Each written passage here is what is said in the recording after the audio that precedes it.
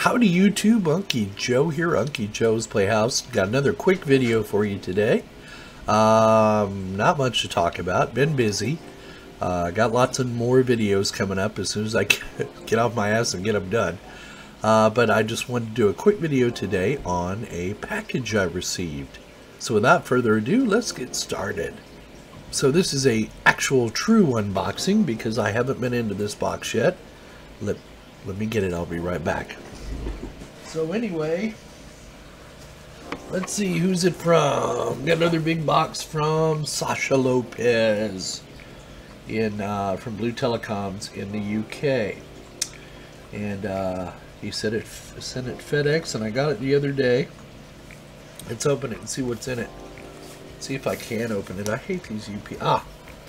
There it is right there. Woohoo! Let's see what it is. It's a box full of foam.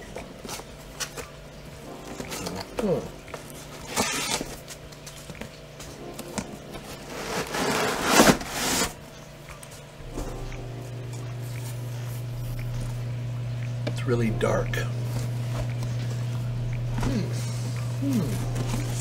Oh my, what have we here? Oh, it's heavy. I think I've seen one of these before on Morton's channel. This thing is this thing is heavy. Here it is.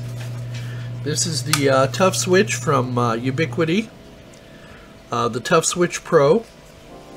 This has since been, I don't know if they've discontinued these now or not, but basically it's a PoE switch, I believe. Yeah, it's a PoE switch, and it can do either 24 volt or it can do 48 volt, and it is a gigabit switch as well. And this is perfect timing because what's going to happen is we're going to end up using this in our phone demo that we're getting ready to do. I'm currently running 3CX as my phone system here in my office, and I've been testing it for about a month and it's working well.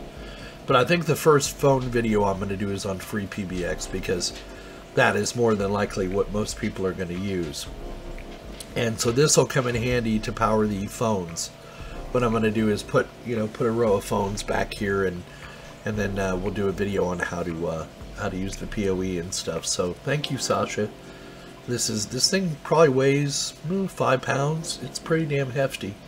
And it has to, because it's got a power supply in there. It's got to have enough power to power all 8 of these ports.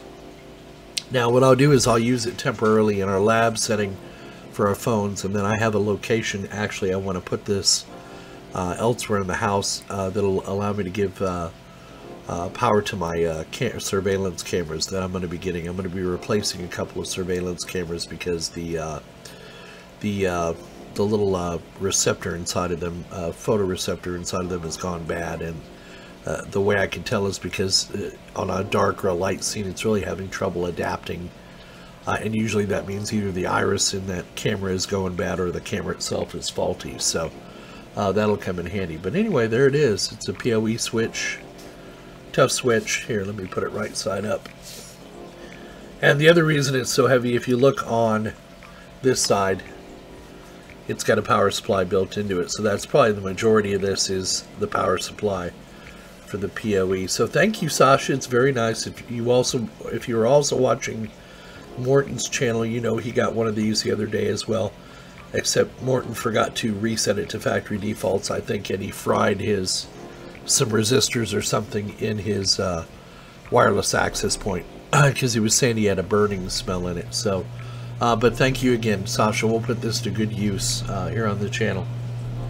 So I spoke with the client on the camera install that we did. That was episode, what episode was that? 159, I think. 158. Day in the life of an IT guy, the camera install. And I was complaining about the cameras not tilting down enough. The customers looked at the footage and they're like, no, that's exactly how we wanted them, and they're fine. So I've told them that if they want to get better, we can flip the cameras. They said, no, they look fine the way they are. So if the customer's happy, I'm happy. Now, I told you the client I was preparing the virtual machine for approved that approved that sale of the used server and the SSD drives and so forth. So as time goes on, I'll be documenting that as I create that server, and we'll do we'll do a video on the install and configuration, all that good stuff. So we got that coming up. I am going to do a giveaway this next week, probably, on that Edge router light that I have laying around. So be prepared for that drawing. I'll announce it ahead of time that I'm going to give you a clue as to what I need you to find for me in order to be the winner. And then what we'll do is the first person who responds via email with the correct answer to my question will be the winner. It's a real simple giveaway. So got that coming up. And then the telephone videos. Now let me just tell you this.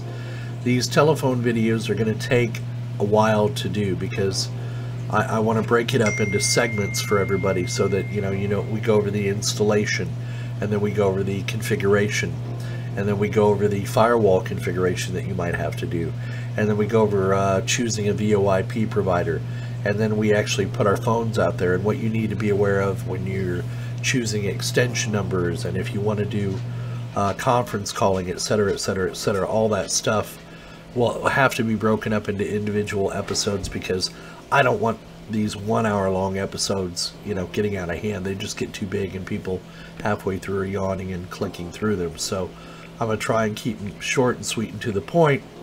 And but they do take some time to create on my end, and I still have a business to run too. And then now I promise also some videos on that Synology NAS, on using the software on it. And the problem is that I have to teach myself how to do that first before I can show you guys how to use it. So we have those videos coming up as well. But I'm probably going to go to releasing just one video a week. I don't have time now, as busy as I've gotten. I've taken on a couple more clients to do 3 and 4 videos a week. And I want to make sure that rather than throwing a bunch of content out there, that the content I'm throwing out is of good quality, and so it's going to be worth waiting for. But look for a curtailment of my videos, going down probably to 1 a week now. But they'll be good videos, and like always, and hopefully y'all will learn something off of them. Well, since this is kind of a catch-up video, I'm going to tell you what I've decided to do on that drive bay. I'm going to go ahead and get the form filled out and get that sent back to them, get an RMA, and have them send me the 4-port toolless design instead. I'm in no hurry to get that server back up and running. It's kind of a auxiliary or secondary server, and I don't have any videos coming up around that server. So I don't mind waiting the 2 or 3 weeks that it's going to take to get that drive bay in. And frankly, I've been too busy to go put it in a box and fill out the RMA, but I have decided I'm going to return it. I might as well. I've already paid for it, and they'll send me, like I said, a 4-bay, which is perfectly fine. And then if that, God forbid, that one fails, then we'll shop around for another one. So that's what I've decided to do on that drive bay housing as well. So I've started putting my computer to sleep at night, just in the interest of saving a little bit of electricity. And I started it up the other morning. Sure as heck, I started hearing a rumbling noise, which is the power supply fan. And